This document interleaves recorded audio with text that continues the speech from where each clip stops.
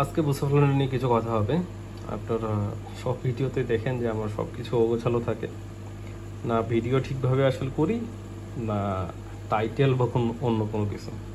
তারপর আলহামদুলিল্লাহ আপনারা যেটা জানতে চান আমি যথেষ্ট আপনার প্রুফ দিয়ে বা যতটুকু আমি ট্রাই করছি সেটা দিয়ে আপনাদের সাথে শেয়ার করি। এখন ভিডিওটা করছি দিনের বেলা, যার কারণে বাইরের দৃশ্যটা কিছু দেখা যাচ্ছে ট্যাঙ্কের দিকে। তো বুসাফ্লনের ট্যাঙ্ক বলতে এখন আমার কাছে এটাই আছে, আপনার হাইটেক কিছু প্লান্টস আর বুসাফ্লানটা। এটা যদিও আমি অন্য নর্মাল ট্যাঙ্কে করতে পারতাম, বাট যেহেতু বুসাফ্লানটার প্রতি আমার একটা ভালোবাসা আগে থেকেই ছিল, তাই আমি চিন্তা করছি না, যেই ট্যাঙ্কে আমি সবসময় চোখ দিই সেই ট্যাঙ্কে এরা থাকবে। তো আমি কিছু নাম শেয়ার করলাম আপনাদের সাথে কিছুক্ষণ আগে একটা পোস্টে। তো কিছু রেয়ার প্লান্টস আছে আলহামদুলিল্লাহ আমার কাছে, দেখি কিভাবে কি গ্রো হয়। তো সব থেকে আমার যেটা কালার পছন্দ হয় সেটা হচ্ছে যে আপনার মানে ডিপ টাইপ যে কালারগুলো হয় সেগুলো। যেমন আপনার এটা হচ্ছে বুসাফ্লন হেলেনা 2013। এটা আসলে আমি খুব অপেক্ষায় আছি, এটা আমি মার্চ পারচেস করছিলাম। তো আমি খুব অপেক্ষায় আছি যে এটা কবে নিজের কালারটা ধারণ করবে। আমি যতটুকু শুনেছি বুসাফ্লানটা আপনার 2 বছর 1 বছর এরকম একটা সময় নিয়ে থাকে ওর নিজস্ব কালার ফুটায় তোলার জন্য। আমি শিওর না, বাট দেখা যাক কি হয়। তো এখানকার ভিতরে আমার আরও একটা ফেভারিট কালার হচ্ছে ব্ল্যাকের ভিতরে যেটা, এটা হচ্ছে বুসাফ্লানটা ক্যাদারাগন পার্পেল বলে আর কি। এটা পার্পেল ঠিক বোঝা যায় নিচের অংশটাতে, বাট উপরেগুলো একটু ব্ল্যাক কালার হয়ে থাকে। আমি শিওর না যে বুসাফ্লানটা কতদিনে আসলে রং চেঞ্জ করে, বাট আমার খুব পছন্দের এই প্লান্টসগুলো তালিকায় এটা অন্যতম। বুসাফ্লানটা মেলোয়ে পিঙ্ক বাংলাদেশের এখন অন্যতম জাতীয় একটা ক্রাশ হয়ে গেছে আর কি, প্রায় সবারটাই কি আছে। আমি কিছুদিন আগেও এটার পিক ফোনে শেয়ার করছিলাম। আর এটা হচ্ছে আমাদের অ্যানোবিয়াস পিন্টো হোয়াইট, যেটা পুরোটা হোয়াইট থাকে, বাট প্লান্টসের একটু 19-20 হয়ে গেলেই যেটা আসলে কালার চেঞ্জ করে নেয়। তো এটা দেখতেই পারতেছেন কীরকম। তো এই হচ্ছে আমার বুসাফ্লানটা গ্রোথের যে বিষয়টা, এটা আসলে মূলত পুরোটা নির্ভর করে আমাদের লিকুইড ফার্টিলাইজারের উপরে, যে আমরা কীরকম কি ডোজিং করতেছি না করতেছি এগুলোর উপরে নির্ভর করে।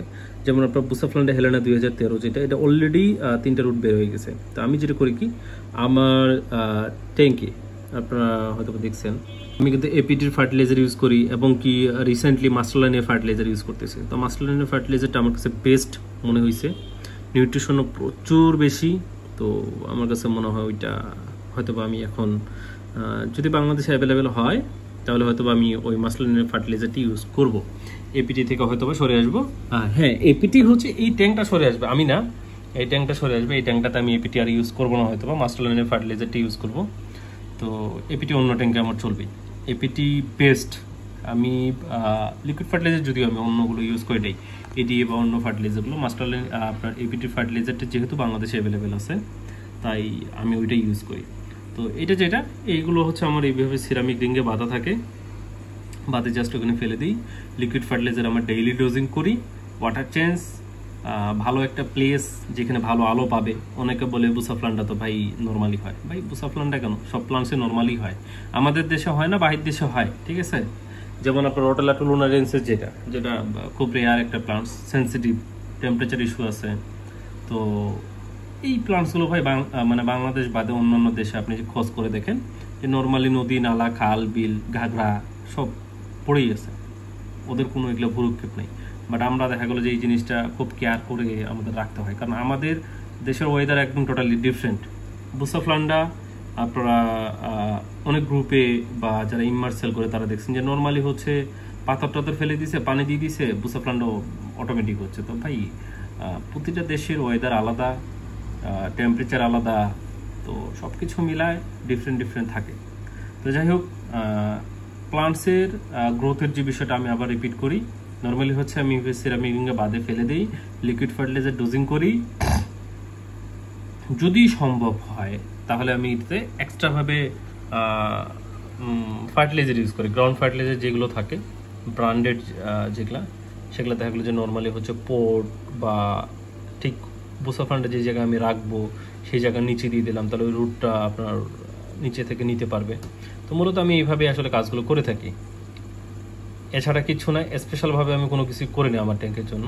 ওই আপনারা যা করেন তাই করি। মেইনলি হচ্ছে আমি টেম্পারেচারটা কন্ট্রোলে রাখার চেষ্টা করি। আমার যেহেতু দোকানে এসি আছে, তো আমি টেম্পারেচারটা খুব আসলে মেনটেন করি। আমার 24 ঘন্টা এসি চলে, যার কারণে প্লান্টসগুলো আলহামদুলিল্লাহ অনেকটা হেলদি আছে।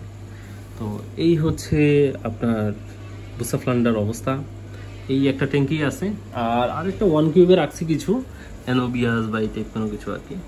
তো এটাও আলহামদুলিল্লাহ অনেক হেলদি আছে। এটা আপনারা দেখছিলেন যে এটা এপিটি ফিক্স দিয়ে আমি ট্রিটমেন্ট করছিলাম, এবং কিছুদিন আগে এখান থেকে মন্টিকার্লো তুলছিলাম এক বড় ভাইকে দেওয়ার জন্য। তো আলহামদুলিল্লাহ এখানে কোনো রকম এলগি নাই, এখন এলগি ফুল গন। তো এই হচ্ছে আমার বুসাফ্লান্ডার ট্যাঙ্ক, আর কিছু আসলে তো নাই বলার মতো এই জায়গায়। মেইন বিষয়টা হচ্ছে এটা যে বুসাফ্লান্ডা ভালো কালার বলেন আর গ্রোথ বলেন টেম্পারেচারের উপর অনেকটা নির্ভর করে। আমরা ট্যাঙ্ক কীভাবে ব্যালেন্স করছি সেটার উপরে নির্ভর করে, সব কিছু মিলায় একটা বুসাফ্লান্ডার কালার আসতে অনেকটা সময় নেয়। তো মেলোয় পিঙ্ক যেটা, এটা প্রায় আমার মনে হয় যে 1 বছর প্লাস হচ্ছে, তারপরে আমি এর মূল রংটা এখন দেখতে পাচ্ছি আর কি। তো এই হচ্ছে অবস্থা বুসাফ্লান্ডা নিয়ে, আর বিষাদে বলার মতো কিছু নাই। আর তারপর যদি আপনাদের নেক্সট কোনো ভিডিও জানার ইচ্ছা থাকে আমাকে বলতে পারেন, আমি ইনশাল্লাহ বলার চেষ্টা করব।